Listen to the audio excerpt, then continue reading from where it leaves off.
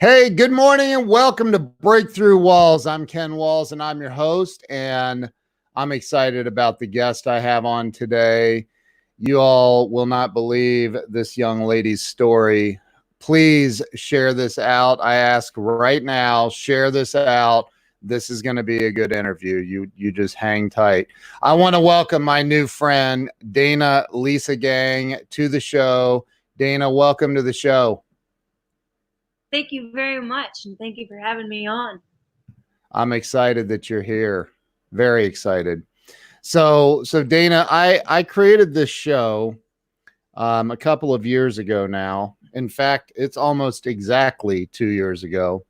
And I created this to help people have a breakthrough in life because I believe that people get stuck in life and they don't know what to do to get unstuck. And so I think that by hearing other people's stories, it's very empowering. So why don't we start with you telling everybody where you were born and raised? I was born and raised in the greater Portland, Oregon area, and it was in a little tiny town called Three Links, and it was 21 miles outside of Estacada, which is also a town of like 2,500 people. So, All right. So, and by the way, Portland is known as the City of Roses. yes. I've been there. It's a gorgeous area of the United States. In fact, it might be the most beautiful area of the world up in the Pacific Northwest there. It's gorgeous.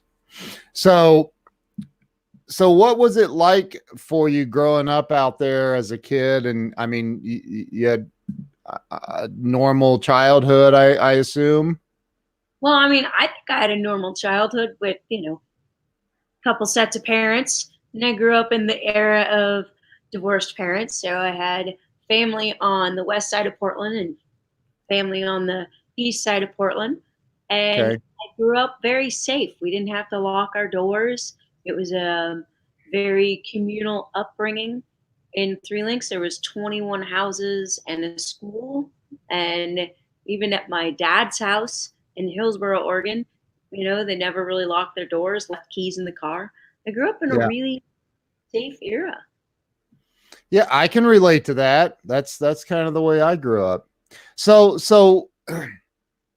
you went to high school out there. Did you end up going to college? I actually went to high school in Washington State in another Oh, town out of Brush Prairie, Washington. how So did that end up happening? we had another divorce happen. So I had Oh, three sets of parents by the time I was, 12 years old. oh And my gosh. yeah, well, it's all, Yeah. my normal upbringing. It just Yeah. allowed me to adapt from new situations really easily. Yeah. Going through divorces young, You it's got you hard. got you made out at Christmas and on your birthdays, I'll bet. You always get what you want for Christmas and your birthdays. Yeah. Right. I kind of felt like I was holding all the aces with that many parents. Right. Like, all they're Right. gone, you just go to the other one's house. Right. Right. I love that. So did you graduate then from high school up there? I did. I graduated from Prairie High School in Brush Prairie, Washington, Okay. and I actually went to college. I didn't graduate from college until last year, but I did Wow. graduate from Lodi. You took the long college route then, huh? You don't want to rush these things. Right, right. So you got out of high school and immediately started college? No, I got out of high school and I went into the military. I went into the Navy. Oh, wow. I went in the Navy when I was 18 Okay. and loved it. However, Really? 6 months into my tour in the military, got cut a little short.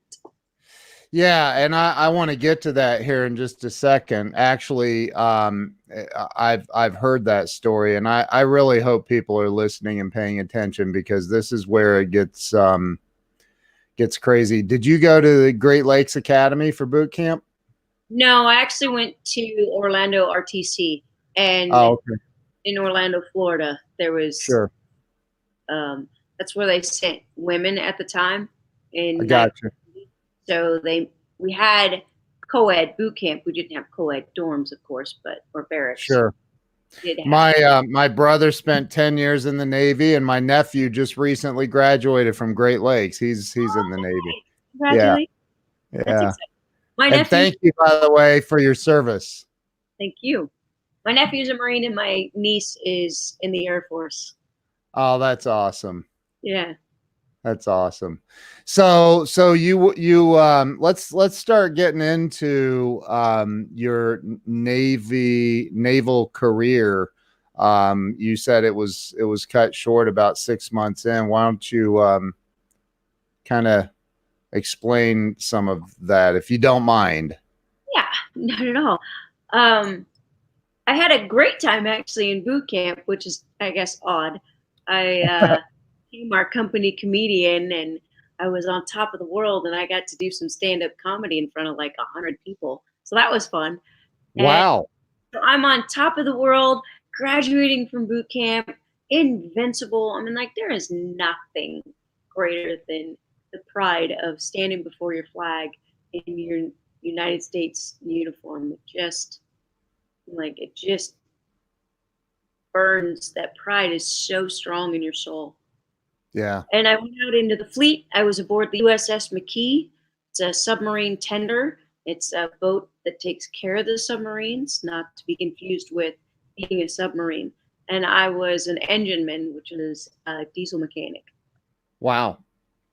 And 2 months into that, 3 days before I was supposed to go to my A school in Great Lakes, I went to mail a letter October 25th of 1990 to my boyfriend back home.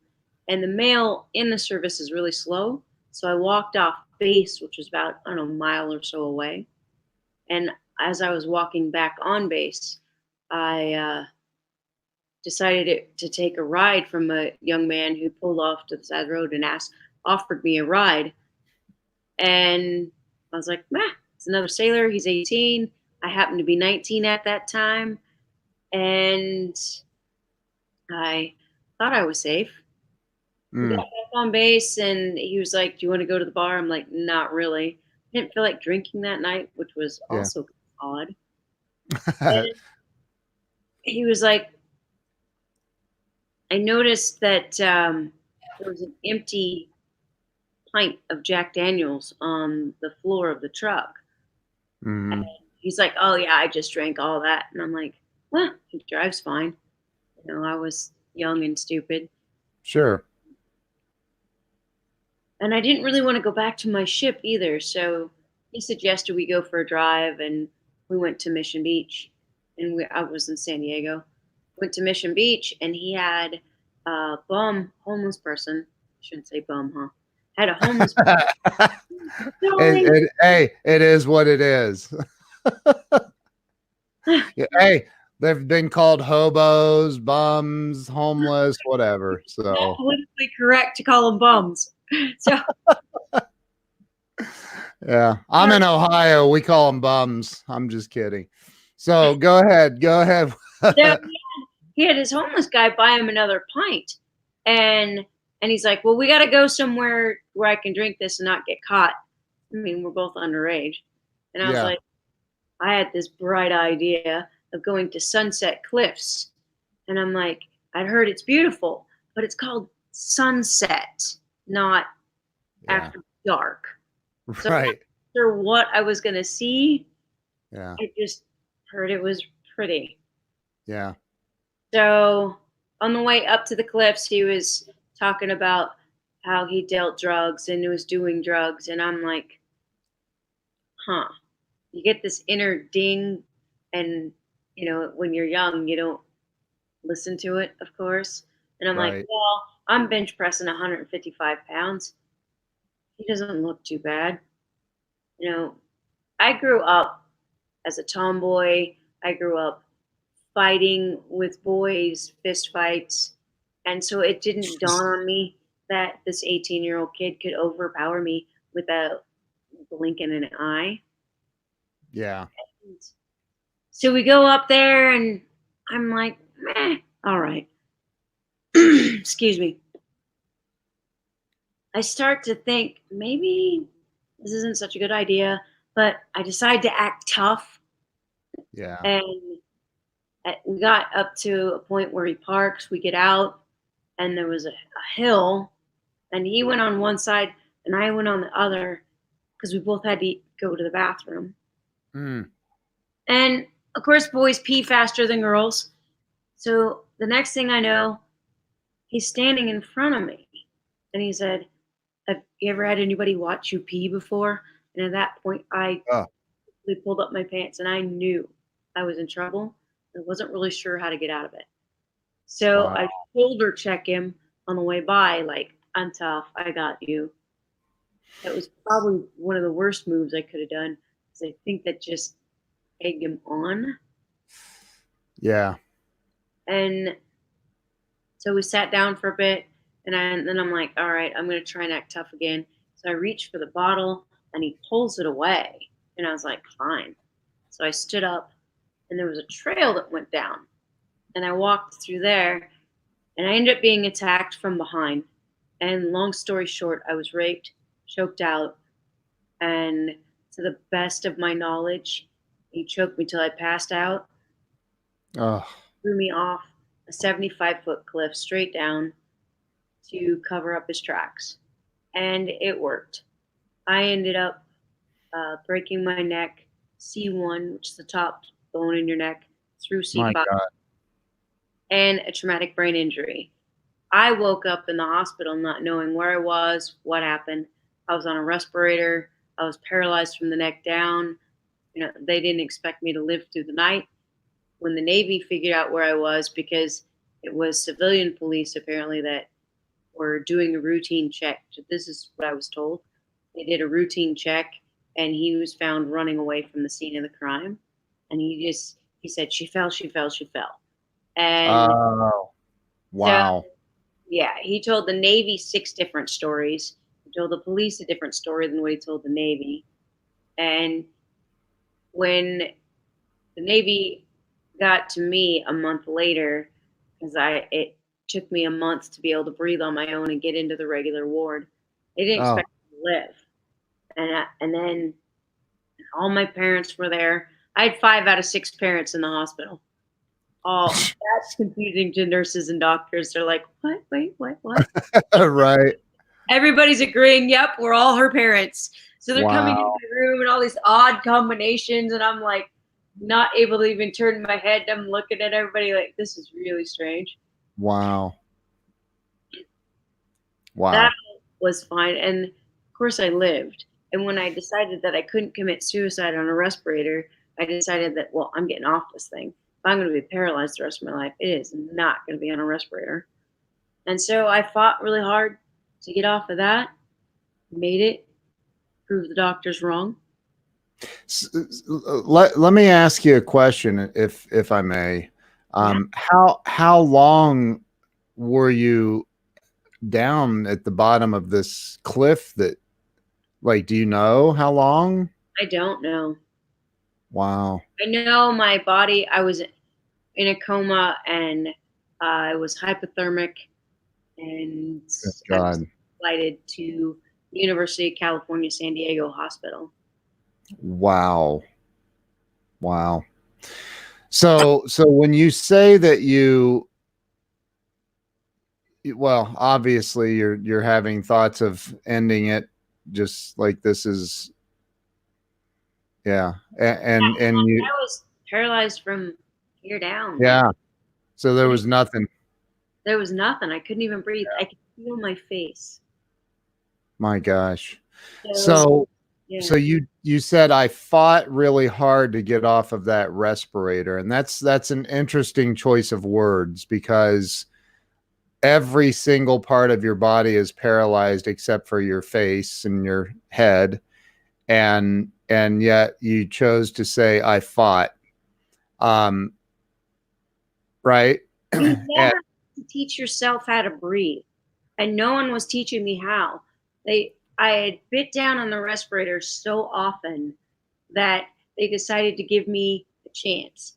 And I met a respiratory therapist in San Diego many years later. He said there's really no science. They just go, meh, let's see what she can do.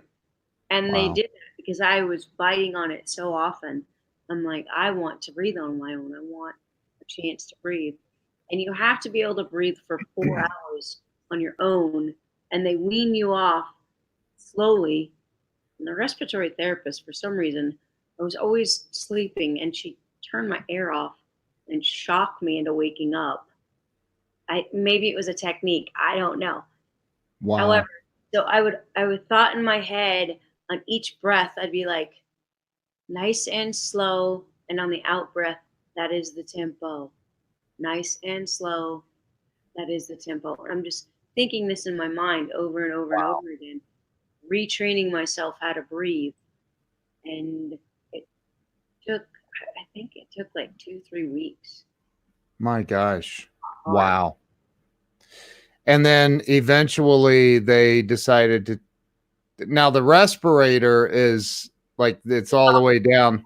All the way down. And at what point did they go, well, it looks like she can breathe on her own. Let's pull it out. How did they know that? The 4 hour mark without any air. Oh, I got you. Yeah, I Wow. just had the tubes in my nose, and I had tubes in my arms, my nose, like everywhere. They didn't even sew Wow. me up all the way when they went in and I did surgery on my internal organs. They left me open in a couple of spots and just were packing it full of gauze. Oh my So God. they really just didn't expect me to survive. Oh my God. Wow. Well, it sounds like God and you had another plan. Always another plan, right? Oh my God. I just want to give you a hug. So here you learn how to breathe on your own, and what happens from there? Because look, you're a badass. Like you're a badass. I'm just gonna throw that out there. Like you're a badass. So but let's talk about what happened after you learned how to breathe. What came next? There's like a ward in between. There's like a purgatory between ICU and the regular ward. And Uh-huh. I get into there and they've just got oxygen in my nose. And I had a problem with pneumonia. So I kind of went back and forth for a bit between ICU and there. And finally I'm out in the regular ward and the Navy advisor comes in and she says, "We know it's foul play, but you have two choices. You can take your right to remain silent in the court of law. You will be 100% service connected through the Veterans Administration. She laid out my benefits, or you can take this to court. You will lose. You will get nothing. It's your word. What?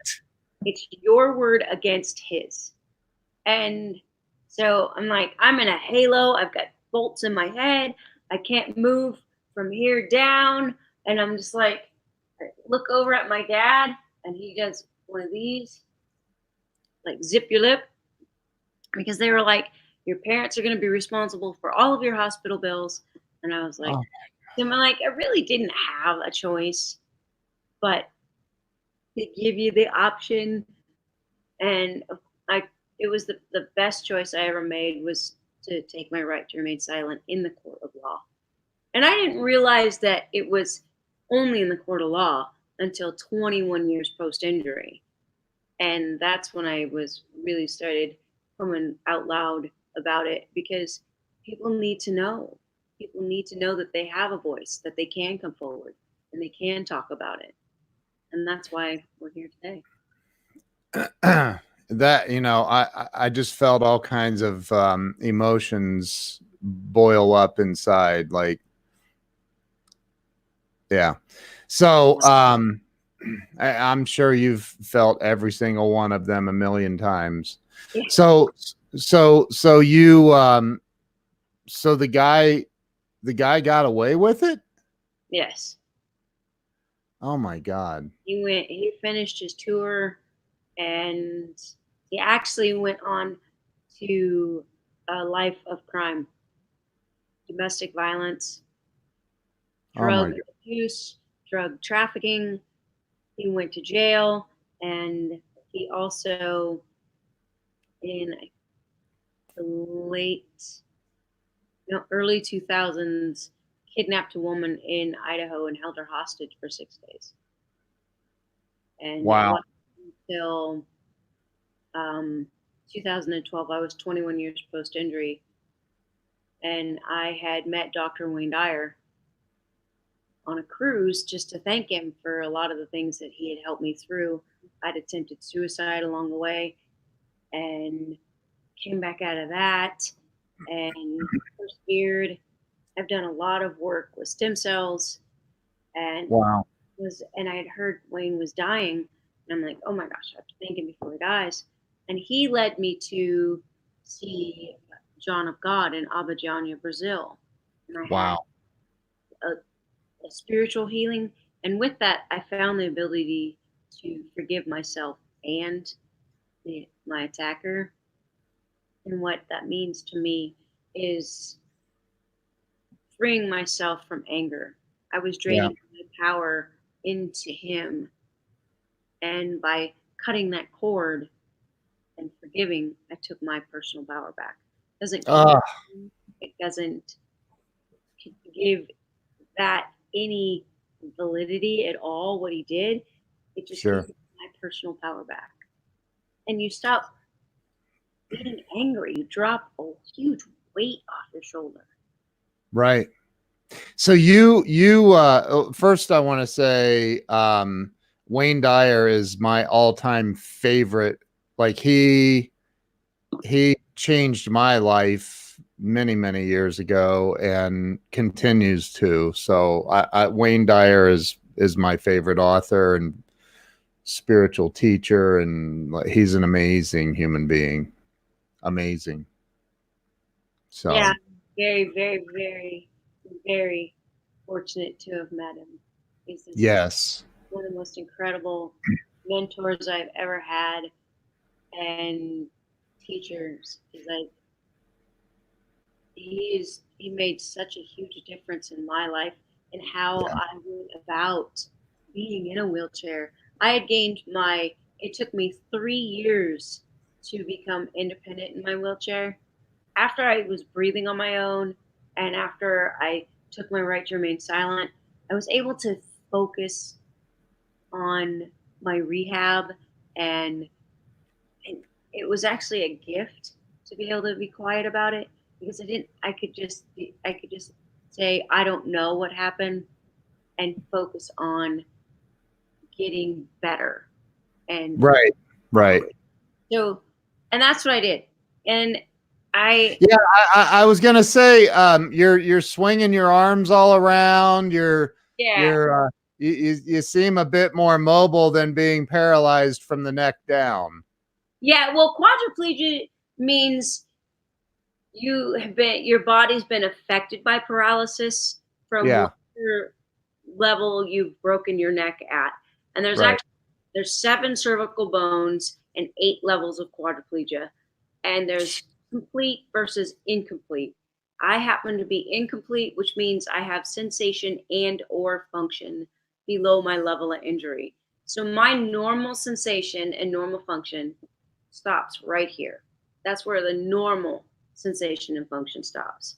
right. However, being incomplete, I have recovered other function in my legs, in my arms, and for the first 3 years, I was typical C5 injury, and I had a little bit of sensation in my legs where I could feel pressure. That was Right. really, and I had this in this finger, and Wow. and I read Dr. Wayne Dyer's Manifest Your Destiny at Yeah. about I don't know, I think I was in my early 20s and I was like, "Hey, this guy says I can manifest what I want in life." And I decided I was going to manifest walking. And I started doing the awe meditation and just Yep. rehearsing in my head while I was working on a hand cycle. I am walking, I am walking, I am walking, I am walking. and just keeping that vision and keeping it going. And I started to be able to stand up and weight bear. I was using leg braces the first few years. And then later on, I started noticing I was getting a little more dexterity in my hand. I manifested myself into different situations of doctors that were helping propel me forward.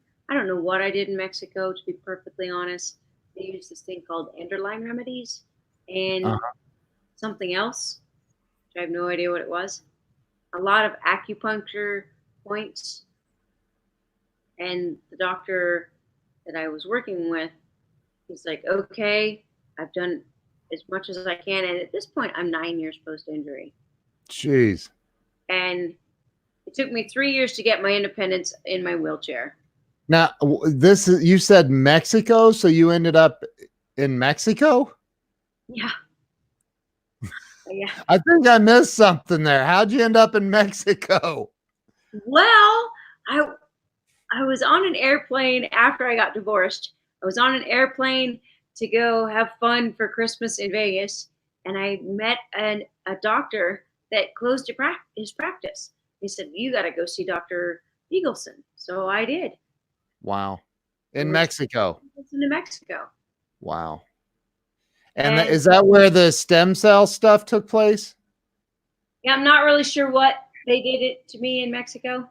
The stem Okay. stuff came a little later in the Okay. Dominican Republic, China, and India, and again, Wow. Mexico. I've been. I'm a stem cell tourist. Wow. So you've been all over the world, like Yeah, getting treatment. Wow. That's incredible. So you now I've seen video of you walking, standing up and walking. yeah. So I'm That's really pretty happy. unbelievable. Well, when you're manifesting things, it's not just that you manifest the actual ability, but I manifested different treatments that allowed the ability to give my body healing properties. And I kept doing the work and doing the physical work and doing the emotional work, doing the meditations and Yeah. seeing this and believing in it wholeheartedly. I still believe that I'm going to leave a wheelchair. I'm 29 and a half years post injury. And January 8th of this year, I've been doing Dr. Joe Dispenza's work lately. And Oh, love January Joe. here, I got function in that thumb. Wow. Do that. And that's like Wow. amazing.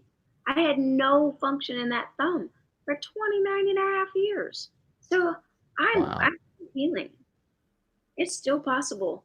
And I know I'm going to leave this wheelchair. I just know it.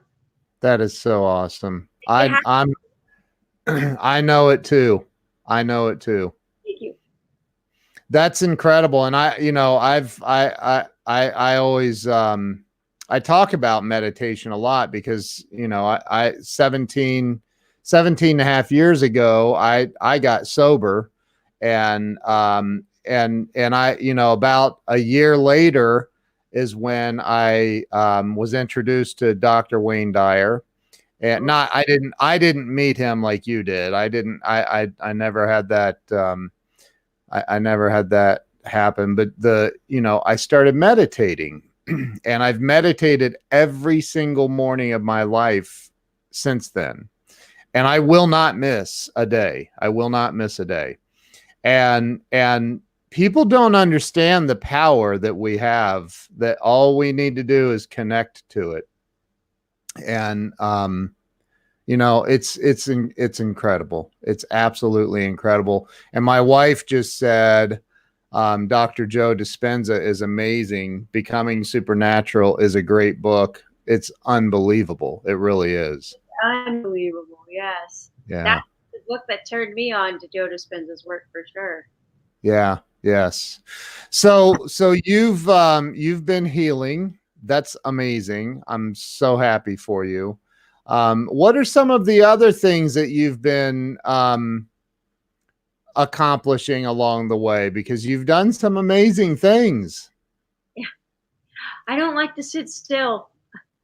Yeah. I So love that. I always had a dream, when I was a kid, to drive an 18-wheeler. Yeah. And in my early 20s, thanks to my ex-husband, like, there was some amazing, amazing gifts that came out of that marriage. It just didn't work. Yeah. Well, hi, Rick Denley. Rick's awesome. um, I became the first quadriplegic in the nation to get a Class A commercial driver's license. So that Wow. was fun. And I've been scuba diving in Australia, skydiving in Australia. I um, I play a lot of different sports. I've rafted through the Grand Canyon twice. What an Wow. amazing blessing that was! So beautiful. If you ever get the chance to go rafting through the Grand Canyon, do it. It'll blow Wow. your mind. Beautiful. We love the Grand Canyon. Been there many times. So get back up to the 18-wheeler thing. I mean, they're not automatic, are they? Oh, I did. I had an automatic transmission. So the VA requires that you have an automatic transmission and you drive with hand controls. And they would adapt the vehicle. They never said how big the vehicle could be. So I was like, yeah, let's do a Freightliner. So I had Wow. an Allison automatic with push button, and it had a Rycon lift put into it. So it would lift my wheelchair and me up into it. And I was able to transfer into the middle. We had a transfer seat there, and Yeah. I could go either to the passenger seat or the driver's seat. I almost got divorced learning how to back the thing up to my ex-husband. Yeah. He's actually Wow. led me into alternative modalities of healing. So, like, we fall in love with people and we marry them, and marriages, I believe everything happens for a reason.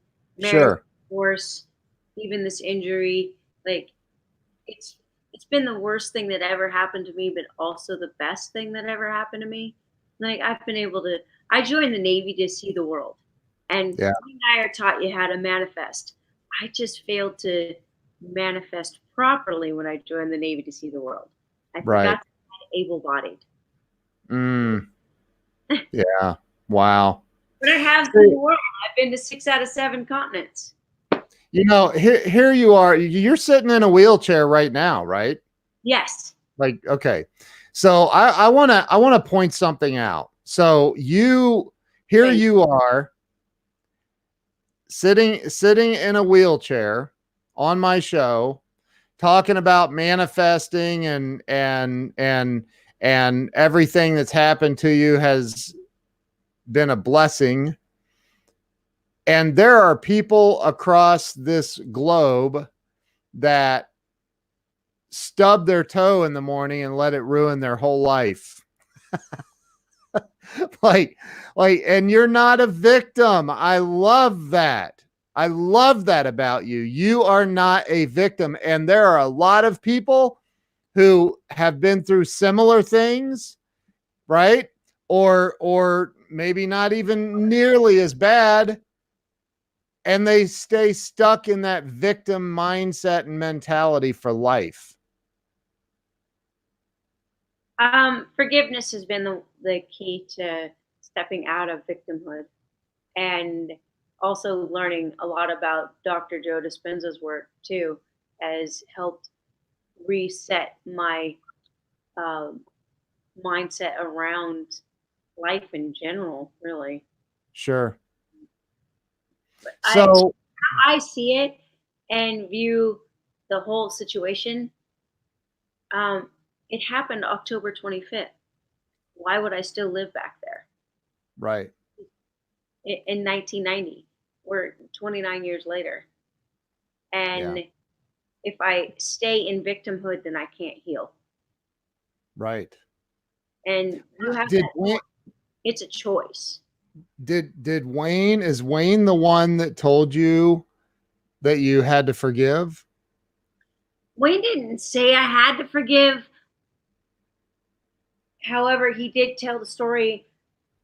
Excuse me. So, to back that up, I was having problems with post traumatic stress in 2011. And I'm like, and that's when I pulled up a um, seminar, I guess, from Ambition to Meaning that he did. And he was Yeah. talking about having chronic lymphocytic leukemia. And that's when I'm like, oh, look him up. He's on a cruise in Australia. I manifested myself to a personal dinner with him in three Wow. days. I'm really good at this. He taught me well. And That, he's talking about how he forgave his father. And he was at the gravesite and how he went to Brazil and he had this healing and that he was healed from cancer. And I'm like, oh, I've got to go. And he's like, you need to go. So I'm like, okay, I'll go. Why not? He hasn't steered me wrong yet. So I went. right. I found the forgiveness, and I had spiritual surgeries. Whatever they did there, whatever kind of magic they do, no one ever touched me. But this calm and this peace came over me, and I'm like, I need to forgive. Oddly enough, when I got home and I Googled the kid that put me in the chair, Yeah. I found his obituary. He died. What? Yeah, he died the day before I went to see John of God. So I think he knows. Um, the guy that did that. Oh my God. Yeah, the day before I went to see John of God. So I Wow. think, I mean, like how the universe works, and I believe that all of our souls are we go through life more than once. I believe in reincarnation, and I believe now that I'm at a point with the forgiveness that I don't really think forgiveness is even necessary because his soul and my soul, I believe, made a contract before we even entered into this world, into our human essence. And yeah, it sounds woo woo, it sounds crazy. However, these are my beliefs. This is how Right. and I believe in God. And I believe that he made this he and I made this deal. And he agreed to be this horrible human being in order to put me in a position to help others heal their hearts, in order Wow. to help others forgive and move forward in their life and get out of victimhood, find their voice. And it's important that if you've been sexually assaulted, if you've been abused, it's important in your healing process to use your voice and tell someone you trust that it happened. Let Yeah.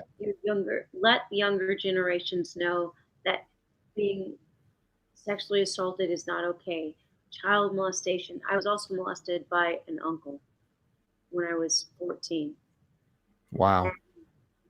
A lot of times, people in the family, it's happened to them too, so they don't really know how to teach you. Right. Know how to teach you that proper boundaries. They don't know how to teach you how to love yourself. And so this cycle keeps going until Right. someone in the family changes that cycle. Right. Right. That's me right now. And it could Wow. be you, it's someone in your audience right now. Use your voice, Yep. talk about it, educate about it. It's not okay, and you can move forward and live a happy life. Wow. And be free. Yeah, I say forgiveness is freedom. Amen. I totally agree with that. As a matter of fact, I teach that. It's the most important thing. And it's not necessarily us forgiving someone else or someone else forgiving us. It's more about us forgiving us is Mhm. the most important element of forgiveness, and people miss that, I believe. Yeah. It's forgiving ourselves. I don't care who you are. If you've been assaulted, you're taught that it's your fault. Yeah, sure, sure, absolutely. So wow, this is powerful. So you at some point you wrote a book. Yay! Yeah, show your book. Let's show everybody. So this is Falling Up, my wild ride from victim to kick-ass victory. And Dr. Wayne Dyer wrote the foreword. Wow. Forward 3 weeks before he died. You can get it Oh, on Amazon or Hay House. I am a Hay House author. wow. And You wait, hold it.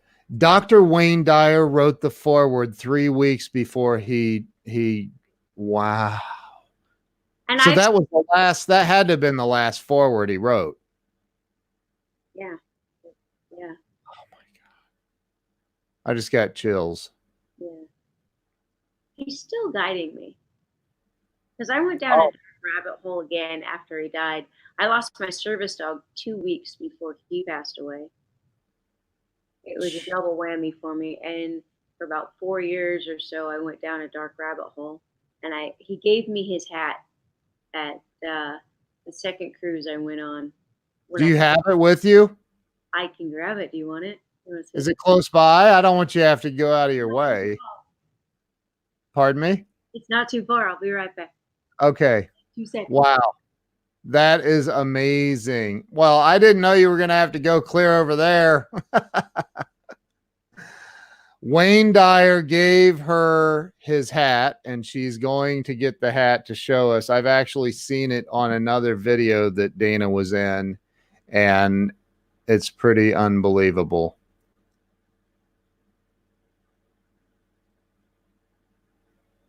My pride and joy right here.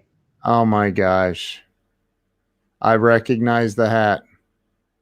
We were on the cruise. It was a Mediterranean cruise, and I had my John of God triangle, and being cocky at this point, I walked. Thank you, down to the stage after lots of stem cells in China and Mexico, and a lot of work.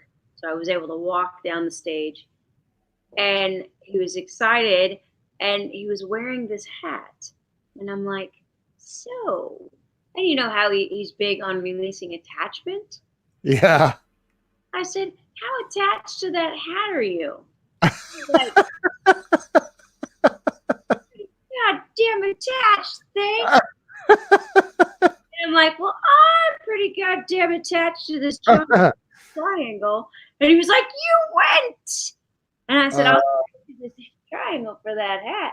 And he's like, well, how can I refuse? So that's how I ended up getting the hat. Wow. Give me the triangle back, but I wasn't about to let go of the hat. Wow. So I made So now wait, this is your second meeting with him then. What? What, you guys like hang out together? What, like that's crazy. I kept running into him, and by not going on the organized tours, I kept running into him on that cruise. Like even at the top of the Parthenon, that was cool. Like talk about synchrodestiny and things happening at the right moment at the right time. The elevator didn't work, so they weren't going to actually even allow me to go up there. But a friend of mine went. His name was Dominic, and he helped me get up the steps, and random amazing people. There's so many angels without names. Human beings are incredible. Like we see, I just want to give a shout out to humanity. We see all the negativity in the world. I've Yeah. been all around the world, and all I've ever seen is nothing but amazing, good hearts. Just to give you all a little confidence in your fellow human being. Yeah, there's some bad eggs, but there's more good than bad. So keep the faith. Anyway, so I got to walk up the marble steps to the Parthenon. Guess who's there? Wayne Dyer. No way. Yeah, it was like awesome. So I got a picture of him of us up there. Oh my And, God. and I just kept going to events after that. And I went to one of the events in Denver, which is about 4.5 hours east of where I live.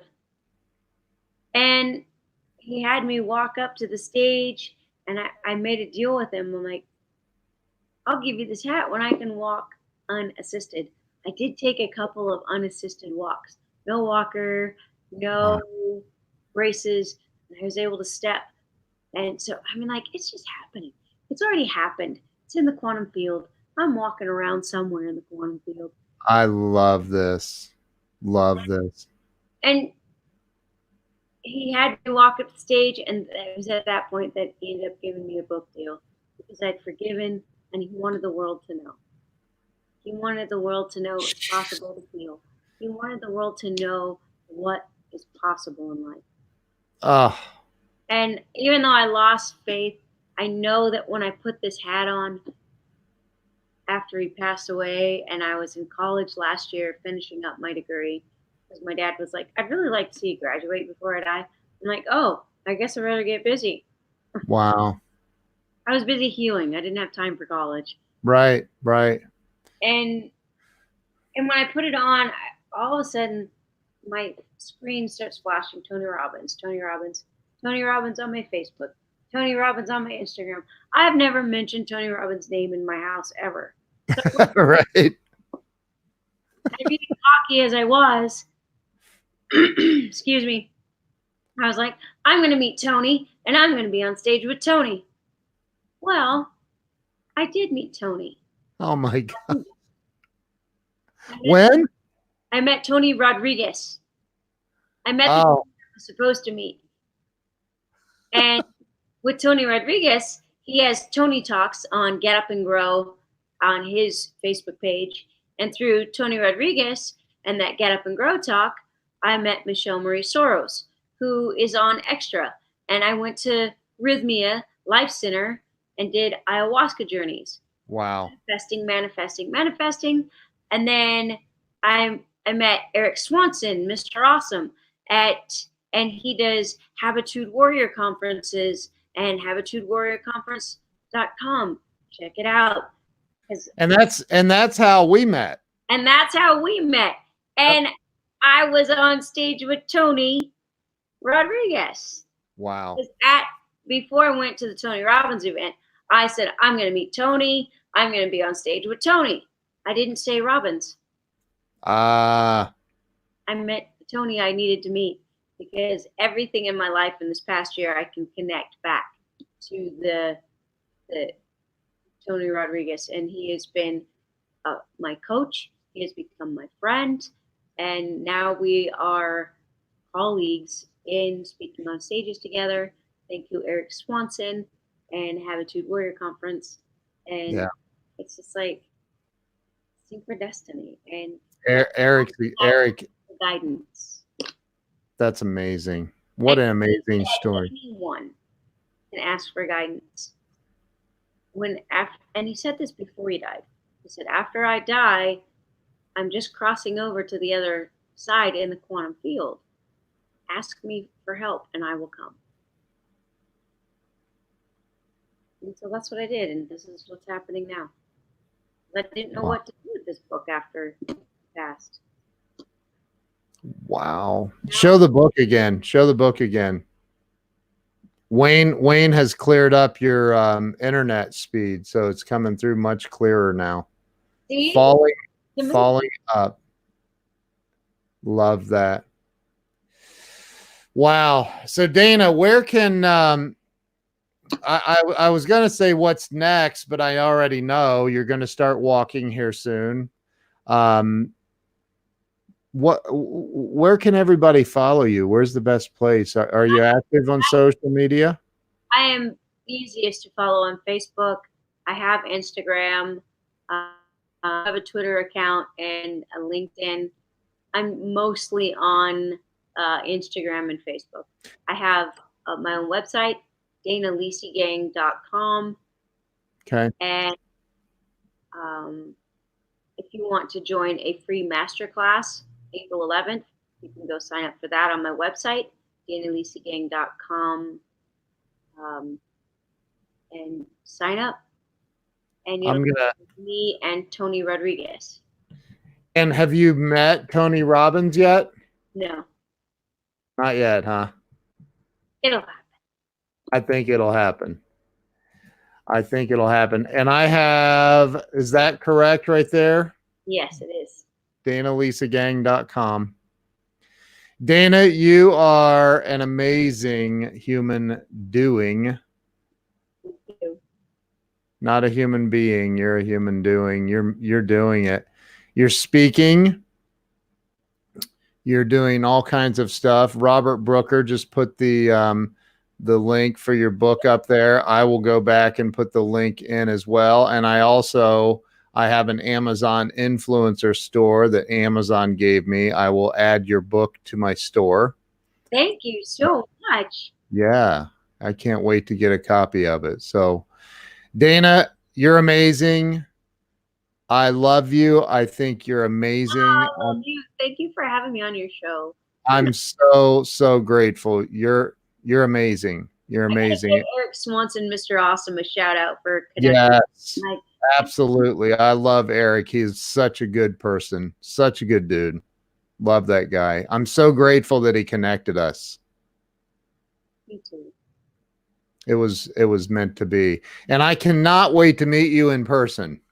Yes, in real life is always so good. I know. Everybody's afraid of the boogeyman right now, and the boogeyman's not even real. We won't even talk about all that. We don't talk about the beer virus. That's so funny. Well, you're amazing. Thank you from the bottom of my heart. Thank you for being on here. And Thank you for having me. I'm going to just send you love and prayers and continued healing energy. And I know you're going to get up and walk. Yeah, it's amazing. And with Dr. Joe Dispenza's work dipping into the quantum field now, I'm like, yeah. It takes Wayne Dyer's work and to that next level. Absolutely.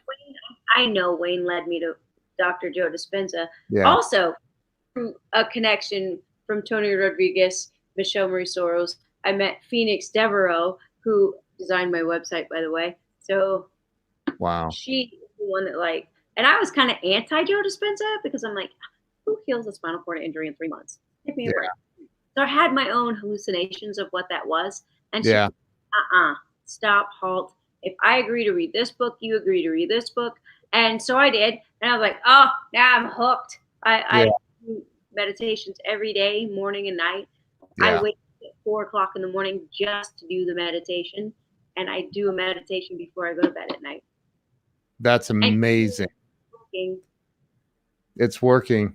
Have you been to one of Joe's events?